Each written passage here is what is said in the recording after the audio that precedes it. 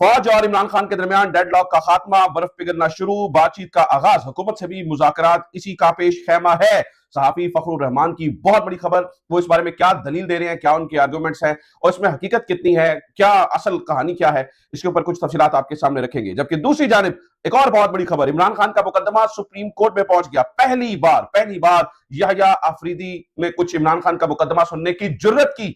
यह अहम तरीन मामला, ये क्या कहानी है, इसके ऊपर भी बात करेंगे। दहशतगर्दी का पूरा मामला तहरीक इंसाफ पर डालने की घिनौनी कोशिश, हुकूमत का घिनौना खेल आज बेनकाब करेंगे। कुछ हकायक, कुछ चीजें, कुछ फैक्ट्स आपके सामने इस बारे में मैं रखूंगा। बसंत यानी एक तरफ खून की होली और दूसरी तरफ बसंत यानी एक ही मुल्क के दो शहर, लेकिन बहुत ही अफसोसनाक रवैया, पंजाब गवर्नमेंट का बहुत ही अफसोसनाक रवैया।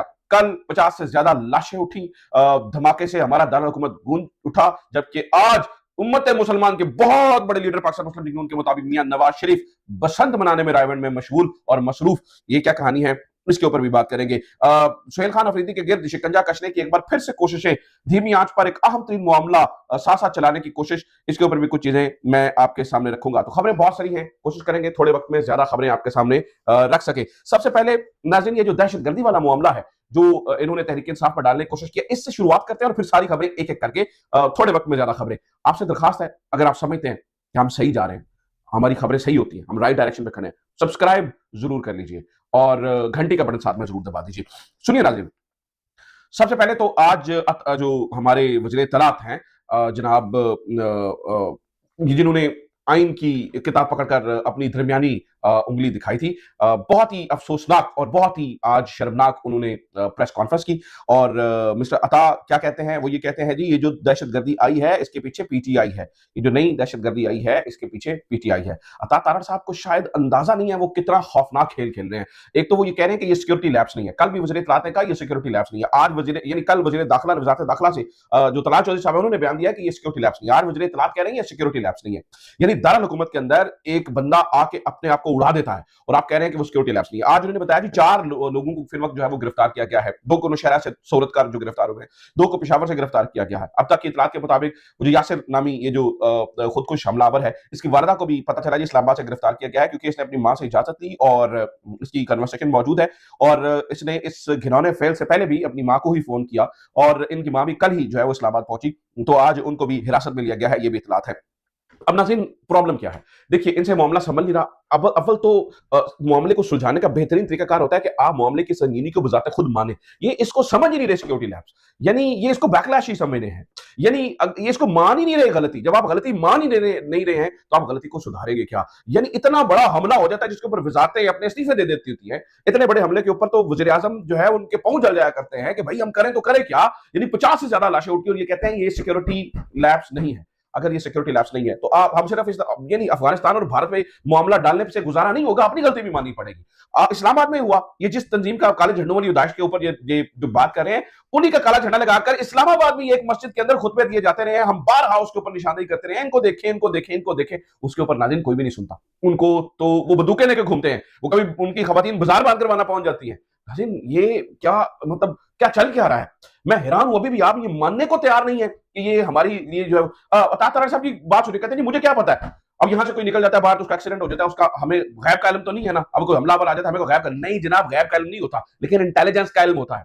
अब ये जो दुनिया भर में जो इंटेलिजेंस एजेंसीज काम करती हैं वो इसी तरह से काम करती हैं, वो इसी तरह से देखती हैं, आप जो इन्फिल्ट्रेट करते हैं उन ग्रुपों के अंदर, वहां से आप तक मालूमात पहुंचती है और आप हम लोग को होने से पहले रोकते हैं। अब बार जब भी इस तरह से बात की जाती है ना कि नहीं इंटेलिजेंस फेलियर है, तो पता हमें क्या कहानी सुनाते हैं, वो देखिए अमेरिका में कभी तो 9/11 का हो गया। भाई एक दफा हुआ ना, उसके बाद यानी 1000 में से अगर एक दफा हो जाए तो आप जस्टिफाइड। हमारे यहाँ तो कितनी यानी किस हद तक दहशतगर्दी के वाकयात होते रहे हैं और कितने हम ऑपरेशन कर रहे हैं और कितनी चीजें कर रहे हैं, ये भी तो जेन में रखिए। तो आप इसको ये इंटेलिजेंस फेलियर मानिए, सबसे पहली बात है, और ये इसको गैर के इल्म से खुदा ना खासा जोड़ने की कोशिश मत कीजिए, यानी और फिर पूरा मलबा तरीके से पर डालने की कोशिश कर रहे हैं। अब लोग अंधे गूंगे और बहरे नहीं है, लोगों को पता है क्या राइट है क्या रॉन्ग है, लोगों को पता है क्या सही है क्या गलत है, लोगों को हर चीज का अंदाजा है। आप कहानियां सुनाते रहे, हमें वो कोई उसे मसला नहीं है। अच्छा जनाब, दूसरी खबर सुनिए, दूसरी खबर और भी इंपॉर्टेंट है, वो इमरान खान से मुताल्लिक है।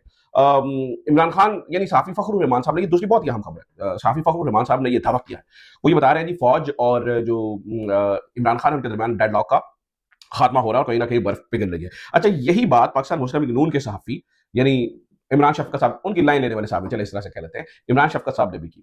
इमरान शफकत साहब ने इसको टॉन्ट करने के अंदाज में कहा कि कहीं अंदर खाते ये कुछ हो रहा है, कहीं ना कहीं तो कुछ हुआ है। अब दोनों के पास, फखरुर रहमान साहब के पास और इमरान शफकत साहब जो दोनों इस बारे में बात कर रहे हैं, उनके पास दलील वो एपेक्स कमेटी का इजलास है और उसका एलामिया है और उसके अंदर जो दहशतगर्दी को कॉमन गोल की हैसियत से देखा गया है वो बातचीत है। इसके बारे में ये कहा जा रहा है कि देखें, इसको ना मुख्तलिफ चीजों से जोड़ा जा रहा है। बताया जा रहा है कि इमरान खान साहब जब आए और जब उनका पिम्स में इलाज हुआ और वहां पर एक सीनियर वफाकी वजीर मौजूद था। सीनियर वफाकी वजीर से मुराद वहां पे मैं 100% श्योर हूं प्राइम मिनिस्टर को भी नहीं पता था, लेकिन उस सीनियर वफाकी वजीर वहां पे मौजूद था। वो जो सीनियर वफाकी वजीर है नाज़रीन, उनके बारे में जराए ये बताते हैं या जराए इस बात के बारे में कयास करते हैं कि वो मोहसिन नकवी साहब हैं। और वहां पर जो आने और जाने में और ये जितना टाइम लगा है और जो अंदर खाते जो बातचीत हुई है, जराए ये बताते हैं कि हो सकता है कि उस टाइम पे कोई ना कोई गुफ्तगू इनिशिएट हुई हो। इसलिए अब सहाफी फखरुर रहमान साहब एक क्रेडिबल जर्नलिस्ट है। ये कोई किसी के मद्दा सरा जर्नलिस्ट नहीं है। फखरुर रहमान साहब एक बड़े कद के एक अच्छे जर्नलिस्ट हैं। वो ये बता रहे हैं कि उस वजह से कुछ ना कुछ चीजें हुई और ये जो हुकूमत जो मुज़ाकरात का डील डोल डाल रही है उसके पीछे भी यही कहानी नजर आती है और शायद इसी वजह से चीजें थोड़ी सी फैल रही हैं, हो रही हैं। तो नाज़रीन, इसी वजह से शायद जो अपोजिशन है वो भी इकट्ठी हो रही है। अब आप इस खबर को एक तरफ रख के देखिए और दूसरी खबर की तरफ आए जिससे आपको थोड़ी सी चीजें और वाज़ेह और क्लियर होती नजर आती है।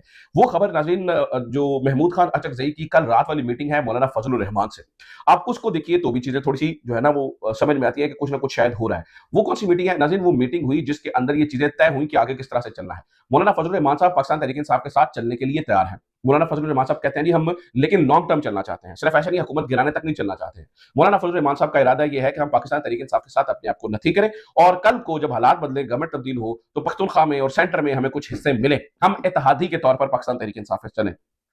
और उन्होंने कल रात वाजे भी कर दिया, उन्होंने कहा जी हमारे कुछ मुतालबात हैं और वो पाकिस्तान तहरीक इंसाफ से हैं, वो पाकिस्तान तहरीक इंसाफ उसको कैसे देखती है और वो इस तरह से जो है ना वो चल सकते हैं। तो कहने का मतलब है ये भी एक बहुत बड़ी डेवलपमेंट है और चीजें हैं कि इस तरफ चल रही हैं। एक और इमरान खान से जुड़ा मामला फिर हम बसंत की बात करते हैं नाज़रीन। सुप्रीम कोर्ट के अंदर इमरान खान का तोशाखाना 1 का केस लगा है। अब ये जो तोशाखाना 1 का केस है इसके अंदर सजा भी हो चुकी है, हाईकोर्ट से दरखास्त वो सजा मुअत्तल भी हो चुकी है। यानी कहां 2023 वाला मामला और अब 2026 में आके लग रहा है और यही अफरीदी साहब ने 2 रुकनी बेंच के सामने इस केस को लगाया। ये केस क्या है पहले इसको समझिए। हाई कोर्ट के अंदर पाकिस्तान तहरीके इंसाफ गई थी जब ट्रायल कोर्ट सही तरीके से बंदे के पुत्रों की तरह फैसला नहीं कर रही थी, तो ट्रायल कोर्ट हाई कोर्ट ने कुछ चीजों के ऊपर जो है ना वो हदायत भी जारी की थी और कुछ चीजें भी हुई थी। पाकिस्तान तहरीके इंसाफ तभी सुप्रीम कोर्ट पहुंच गई थी, लेकिन सुप्रीम कोर्ट ने इस वक्त इसलिए केस नहीं सुना था कि हाई कोर्ट में ये मुअत्तली का मामला जेरे समाअत है। अब वो उन्होंने सजा मुअत्तल भी कर दी हुई है, लेकिन पाकिस्तान तहरीक इंसाफ का मौक़िफ़ ये है कि हाई कोर्ट की जो डायरेक्शन थी उनको नजरअंदाज किया गया और जो ट्रायल कोर्ट का जो कंडक्ट था वो ठीक नहीं था, लिहाजा उस फैसले को ही गैर कानूनी करार दिया जाए। तो पूरे के पूरे यानी इस्लामाबाद हाईकोर्ट से सजा मुअत्तल है, खत्म नहीं हुई है। लेकिन पाकिस्तान तहरीक इंसाफ का मौक़िफ़ यह है सुप्रीम कोर्ट से, और सुप्रीम कोर्ट से ये कह रहे हैं वो कि आप इस फैसले को गैर कानूनी करार दे दिए, यानी कि पूरे पूरा फैसला ही उड़ा दिया जाए। तो ये कहानी हमें यहां पर जो है वो नजर आती है, ये चीज इस तरह से जो है वो होती हुई नजर आ रही है, मामला जो है वो इस तरह से आगे बढ़ते हुए नजर आ रहे हैं। तो अब वो क्या कहते हैं, बड़ी देर कर दी मेहरबान आते आते, चल आप आ गए हैं तो अभी लगते हाथ जो और सुप्रीम कोर्ट के अंदर जो पेंडिंग है चीजें इमरान खान से रिलेटेड, अगर वो यही अफरीदी कर दें तो बड़ी बात है। अगली खबर के जाने बढ़ते हैं जनाब। बसंत पाकिस्तान तहरीके इंसाफ, तो इसका बड़ा वाज़ेह और डाढ़ा मौक़िफ़ आ गया है कि ये अब एक तरफ लहू लहू है और दूसरी तरफ ये नहीं होना चाहिए, लेकिन पाकिस्तान मुस्लिम लीग नून नाज़रीन वो उनका मौक़िफ़ ये है कि ठीक है एक हादसा हो गया है, लेकिन हमें दुख भी है, लेकिन हम अपनी तकरीबात भी मनसूख कर रहे हैं, लेकिन हम सारी चीजें मनसूख नहीं कर सकते, इसके ऊपर बड़े पैसे लगे हैं। और इसलिए मैं कहता हूं ये एक नहीं दो पाकिस्तान है, एक अमीरों का पाकिस्तान है, गरीबों का पाकिस्तान है। गरीब की मैयत उठती है तो उसका मामला और है, यानी उसके उसके ऊपर तकरीबात तो मनसूख नहीं की जा सकती, पूरा इवेंट तो मनसूख नहीं किया जा सकता। और मजे की बात यह है कि आज मियां नवाज शरीफ साहब की एक फुटेज आई है जिसमें मियां नवाज शरीफ साहब अपने छत पर बैठकर, रायबरेली के किसी छत पर बैठकर जनाब पूरा प्रॉपर एंजॉय कर रहे हैं बसंत को, ठीक है। तो बाकी पीछे यानी उनके चेहरे से जो है ना वो लग रहा है जी उन्हें बड़ा दुख है इस्लामाबाद के अंदर जो हादसा हुआ, इस्लामाबाद के अंदर जो चीज हुई, तो बड़ी अफसोसनाक ये सूरत हाल है।